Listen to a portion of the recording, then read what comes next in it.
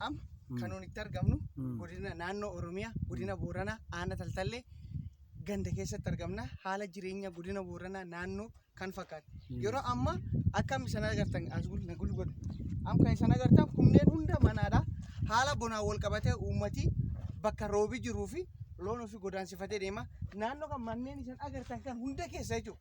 Mana ilmi namaa yeroo ammaa keessa jiraachuu jiru man naannoo kana qofaadha jechuudha. Mana kana qofaadha. Maaliif kun inni uummati kan kulleen mulu hono horiin keessa hin jiranu bakka jireenyuma lubbuu ofii qofaaf jiraachaa jiranu yeroo ammaa godina Booranaa keessatti haala bonaa wal qabatee uummata baay'ee sodaachisaa fi uummati bakka wanta nyaata dhabee baay'ee rakkisiisa kan ta'anidha.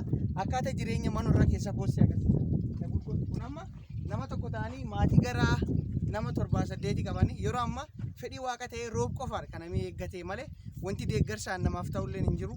Yeroo guddinaa nam kan nuun irratti xiyyeeffanne roobadha jechuudha. Kanaafuu waaqummaan akka jiru nu gargaaru gara waaqa namni hin beekedhanii bonuma kana keessa roobuu danda'a jedha.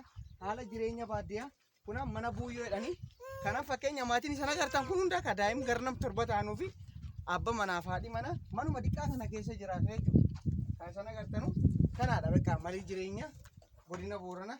An fakkeenyati kun itillee jedhani. Itilleedha kunini bakka asirra rafan an fakkeenyati ijoolleen tamaarii deemtee wagaltee kanuma asitti hafanii itilleen kun jechuun loona yommuu qalan gogaa jedhanii itilleedhan akka algaatti kan itti fayyadamanu asirraadha bakka alga kanarra bulanii wanti biraan hin jiru bakka haala jireenyi kanuma fakkaata. Tokko sooressa ta'ee alga qabu firaashii hin qabu waan hedduu hidhee boo'a ilmi namaa garuu wanta jiraatu qofaaf kan wanni jechuu jiru. Inni kun immoo gaadaadha. Kana haadhaa fi abbaa mana qofaati kan bulu. Kan garuu nami hedduun seenuu hin danda'a. Isa kan immoo as gaada kan darbuu danda'u abbaa manaaf haadha manaa qofaadha. Waan godin Booranaa haqiqa tokko isan beeksiseera. Kun immoo okolee jedhanii. Okolee jechuun isa loon gaafa amma lafa bona malee sila ganna taate aannanii as keessatti elmamaa jechuudha. Kun am gogaadha. Gogaadha kun. Gogaa horii irraa hojjetama. Kanaafuu ulani ejersaan ulani muka ejersaadha yookiin nama afaan Amaarinyaan wayira kan jedhanudha. Kanaadhaan ulani as keessatti aannan elmatanii jechuudha. Kanaafuu jireenyi godin Booranaa haal xiqqaa tokkoon kanaadha. Kun immoo yeroo keessummaa fan nam bira dhufte aannan asitti naqanii nama kennanii nami kanaadhaan dhugaadha. Kun immoo deftara ijoolleen barattoota madaabaraa hodhanii fi akkasitti deftara keessaa kaa'anii jechuudha. An fakkeenya kun deftara barattoota haal kanaan as keessatti qabatanii deeman jechuudha. Kanaafuu bukkaanis dafee jalaa hin tortorsu. Bakka qulfii muluu qabaa jechuudha. Baay'ee namatti tola. Qulfiin asiin itti kaawwama. Kun akkasiidhaan qulfii itti kaawwamee ol keewwama.